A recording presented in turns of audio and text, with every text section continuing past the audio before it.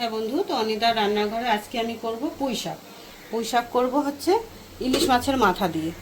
তা ইলিশ মাছের মাথা দিয়ে করব। কুমড়ো নিয়েছি আর আলু, পুঁই শাক।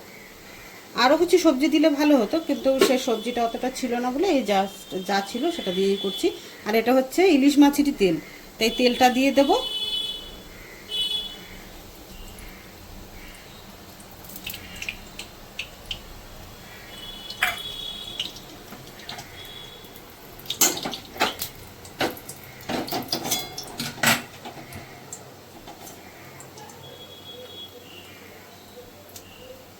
বন্ধু, এটা আমি নুন হলুদ মাখিয়ে রেখেছি, এবার এটা আমি দিয়ে দেবো।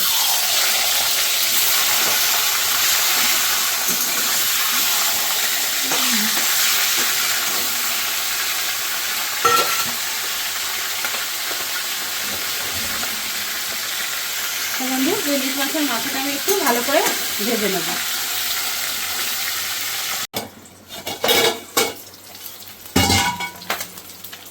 হ্যাঁ বন্ধু, তো মাছের মাথাটা ভালো করে ভাজা হয়ে গেছে, এবার এটাকে তুলে নেব। দিয়ে দেবো একটু 5 ফোড়ন।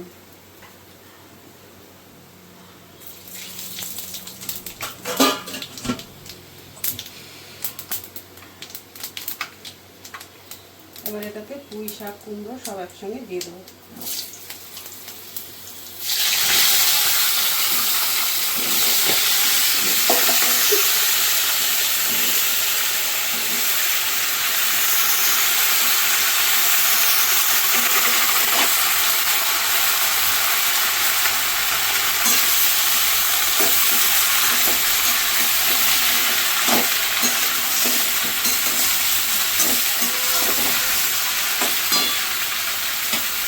এবার এটাতে দিয়ে দেবো কাঁচা লঙ্কা,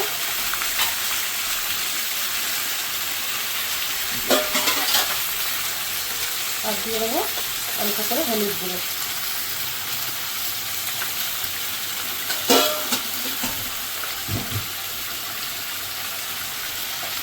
আর দিয়ে দেবো পরিমাণ মতো নুন।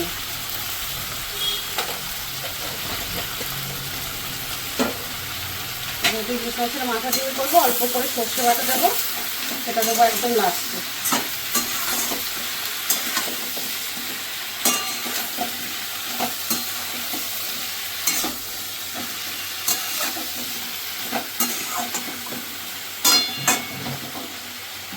এটাকে একটু কষিয়ে নিয়ে আসবো। বন্ধু, তো আমার এটা ভালো করে কষানো হয়ে যাচ্ছে। এবার আমি এটাকে অল্প করে একটু জল দেবো ডাটাটা সিদ্ধ হওয়ার জন্য।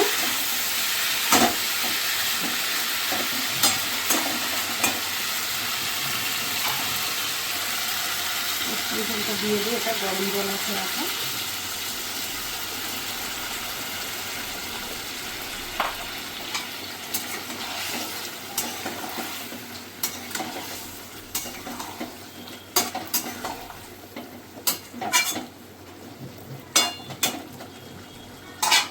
বন্ধু, এবার আমি ইলিশ মাছের মাথাটাও দিয়ে দেবো। এবার ডাটাটা একটু ভালো করে সিদ্ধ হবে। হ্যাঁ বন্ধু, তো দেখে নিই পুঁই শাকটা সিদ্ধ হয়ে গেছে কি। হ্যাঁ, পুঁই শাকটা সিদ্ধ হয়ে গেছে। এবার আমি এটাতে এই সর্ষে বাটাটা দিয়ে দেবো, আর এটাতে দেবো একটু নুন মিষ্টি।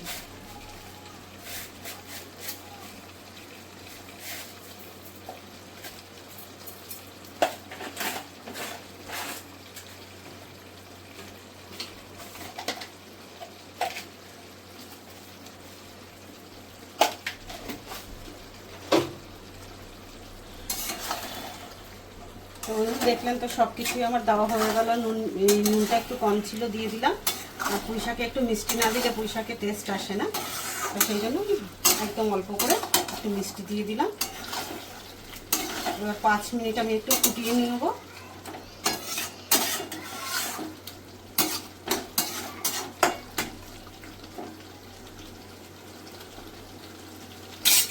পাঁচ মিনিট একটু। হ্যাঁ বন্ধু, তো দেখে নিই পুঁই শাকটা ভালো করে হয়েই গেছে।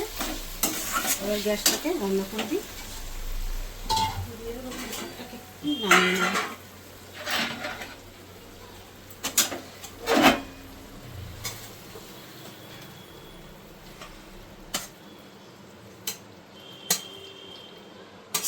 তো বন্ধু, এইভাবে ইলিশ মাছের মাথা দিয়ে পুঁই শাক করে খেয়ে দেখবেন, খুব ভালো লাগে খেতে।